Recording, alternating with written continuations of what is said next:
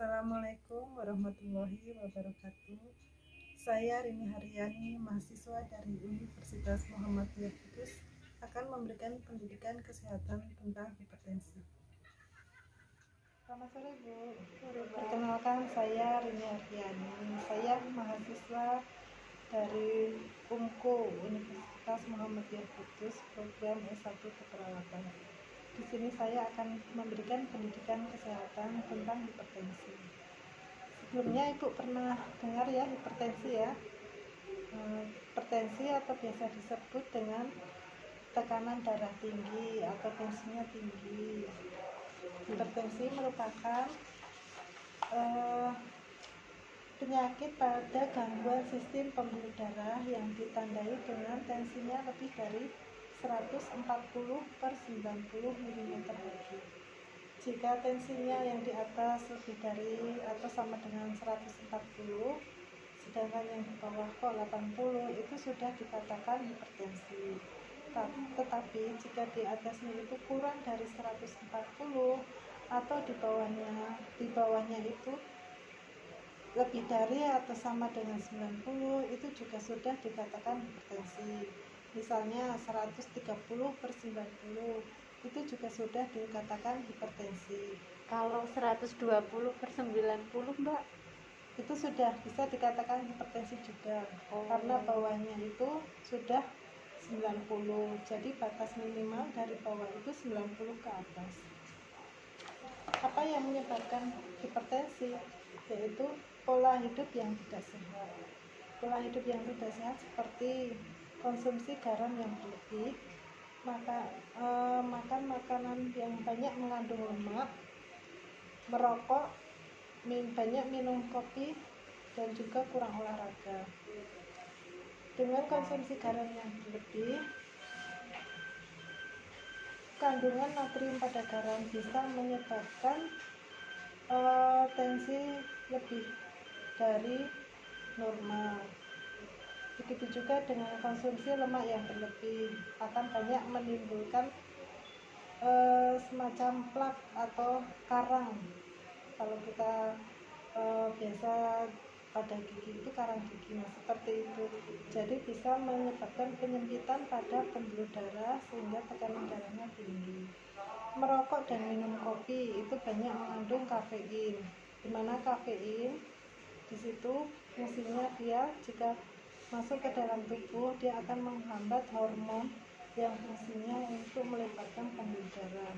Jadi dengan konsumsi minum kopi atau sering merokok, dia akan mengganggu hormon tersebut.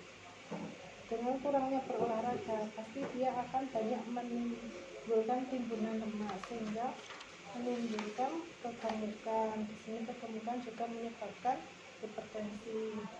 Stres atau banyak pikiran. Stres dan banyak pikiran juga mempengaruhi hormon tersebut sehingga bisa menimbulkan hipertensi. Faktor keturunan. Jika faktor keturunan didukung dengan penyebab yang lain, maka akan semakin menimbulkan hipertensi.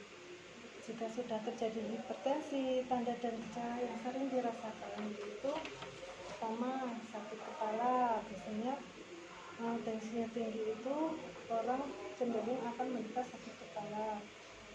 Kemudian mudah marah, semakin tinggi telinganya akan merasa terganggu sehingga terasa berdenging, mata juga terasa berat ataupun kabur. Jika sakit kepala terus menerus, dia akan mengalami susah tidur dan semakin terasa sakit di tengkuk. Siapa saja yang bisa terkena hipertensi? Yaitu jika orang yang menderita kegemukan, seperti yang tadi disebutkan di atas, penyebab dari hipertensi yaitu konsumsi lemak yang berlebih, kurang olahraga, sehingga menimbulkan kegemukan.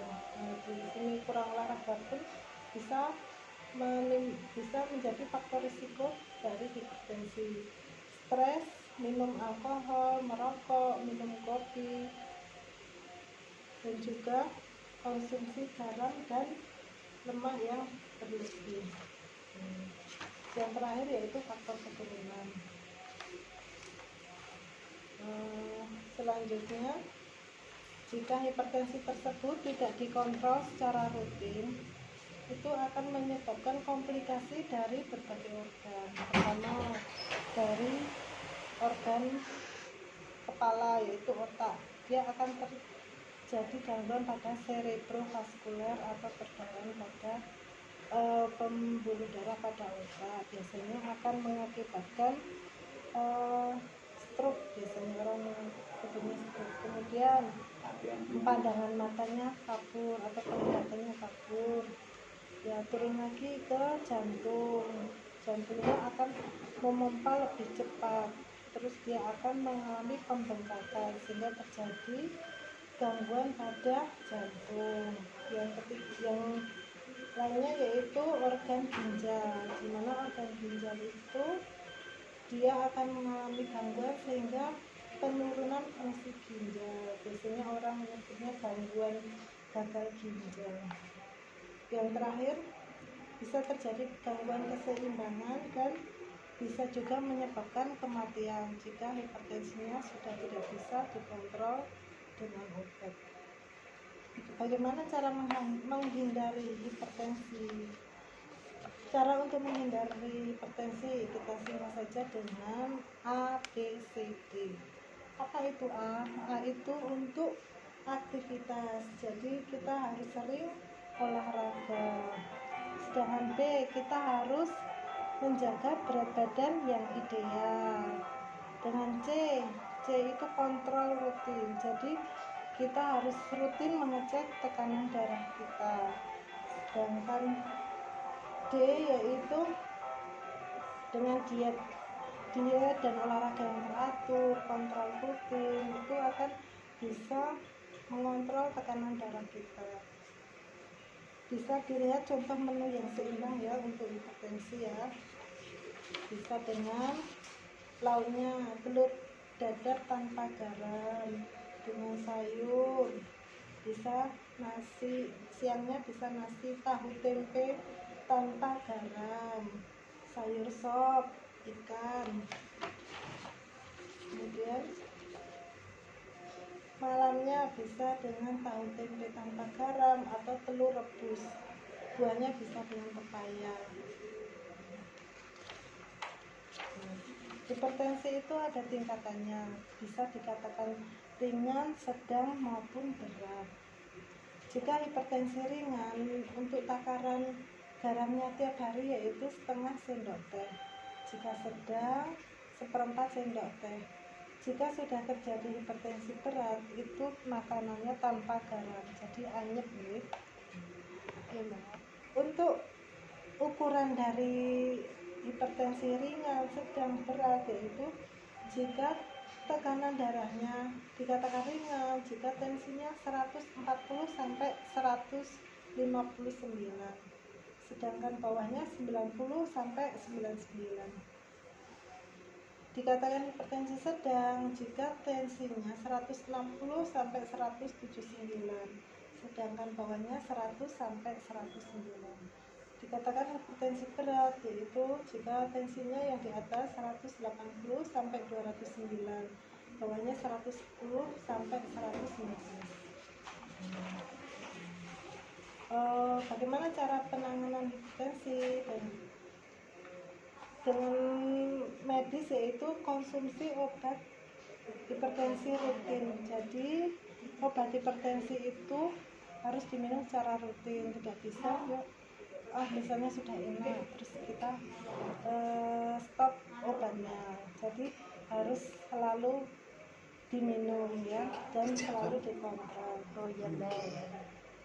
Terus bisa juga dengan tradisional, misalnya kok sudah minum obat tapi kok pengen minum yang tradisional, bisa biar lebih mudah ataupun lebih murah ya.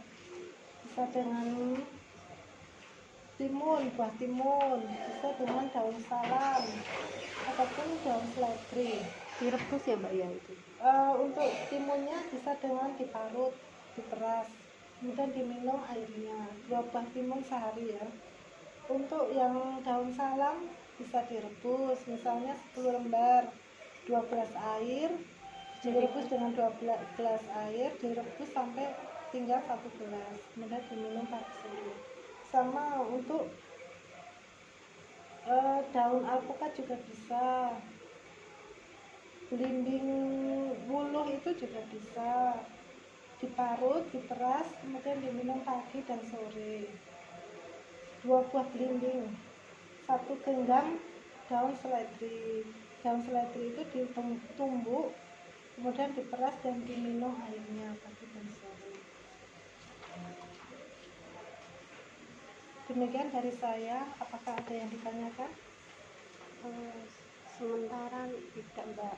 Kalau seperti itu, hipertensi itu bisa berobatnya harus ke rumah sakit atau ke puskesmas, Mbak? Kalau untuk kontrol hipertensinya bisa mungkin sekarang ada, biasanya tiap desa itu ada polindes, mungkin ada yandu lansia, bisa mungkin yang lebih banyak lagi puskesmas itu semuanya sudah menyediakan untuk kontrol hipertensi. Ya, Mbak, sudah cukup. Sekian dari saya, terima kasih, semoga bermanfaat.